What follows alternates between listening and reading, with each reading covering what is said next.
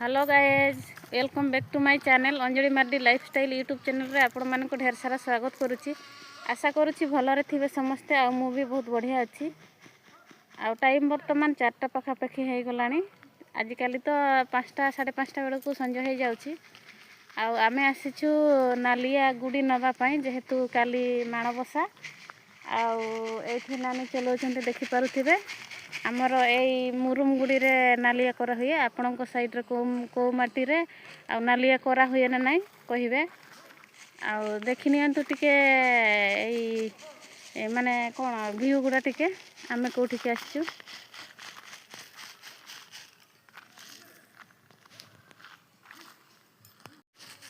देखि पारुथिबे संग माने आमर नालिया गुड़ी जो चलाउछे सेटा हे गलानी ऑलरेडी आउ टिके नबा अधा बाल्टी हे गलानी। आ एठी नानी चलाउछन्ती आ मो नानी को देखंतु से मोठु भी केते सुंदर हे हे हे।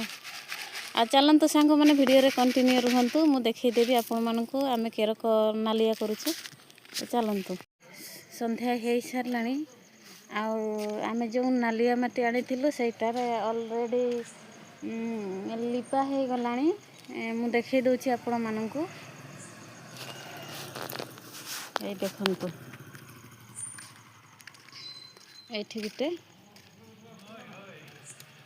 आ सेठी गुटे आ से पटे अंधार अछि जना पडुनी।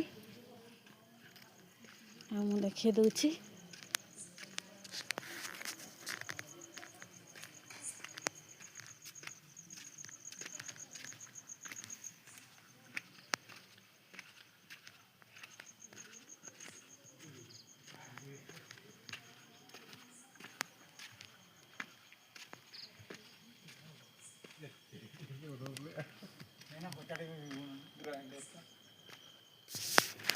संग माने वर्तमान तेल गरम हे गला।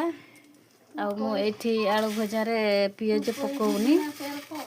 एठी देखि पारुथिबे मु पंच फुटण पकोउछि भजा रे। तेल पूरा गरम हे गलानी। मु एतिकी पकोउछि आ दुईटा लंका पकेई दबा। तापरे आलू को पकेई दबा। जेहेतु मु पियाज पकेई ना हो तो सेते पई मु घंटिली डायरेक्ट पकेई देली। मने करो तू तते बा देई दउछे से जाईची सर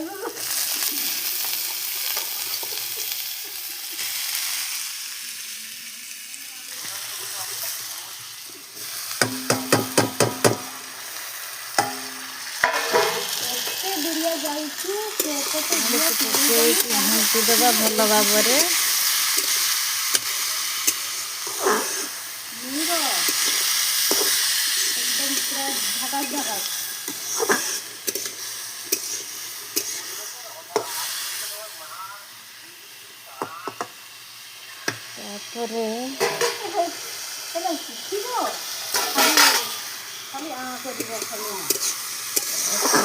स्वाद अनुसार लुण पकेवा।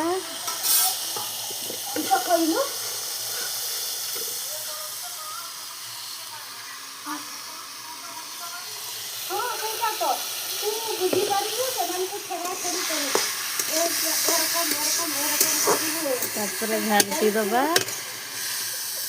तापरे किछि समय ढांकुणी रे ढांकी दबा। संग माने टिके सिझी गला परे आमे हळदी पकेइबा।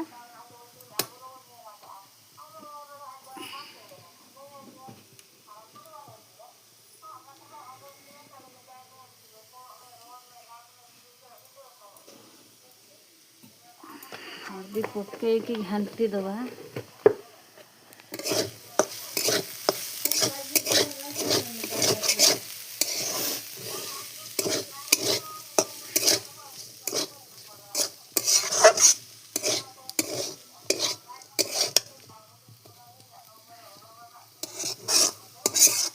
तापरे सिझीबा पई आ टिके आमे ढांकी दबा भल भाବରେ सिझी जेबो।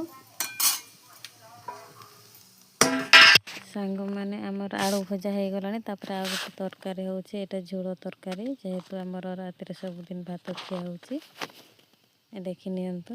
ସାଙ୍ଗମାନେ ଆମର ଖିଆ ପିଆ ସରିକି ଖରକା ଖରକି ସରିକି ଲୁଗା ପାଲଟିକି ଏଇଠି ଆମର ଝୋଟି ବନେଇବା କାମ ଆରମ୍ଭ ହେଇଗଲାଣି। ଯେହେତୁ ଆମର ଆଜି ରାତିରେ ହିଁ ପୂଜା ହେବ, ଆମେ ଫାଷ୍ଟରୁ ଏମିତି ମାନେ କରୁ, ଆଉ ଏଇଟା ହିଁ ଆମେ କଣ୍ଟିନ୍ୟୁ କରି। ଫାଇନାଲି ସାଙ୍ଗମାନେ ଆମର ଝୋଟି ବନେଇବା ପୁରା କମ୍ପ୍ଲିଟ୍ ହେଇଗଲାଣି। ଦେଖି ନିଅନ୍ତୁ, ମୁଁ ଦେଖେଇ ଦେଉଛି 3-4ଟା ଆପଣମାନଙ୍କୁ।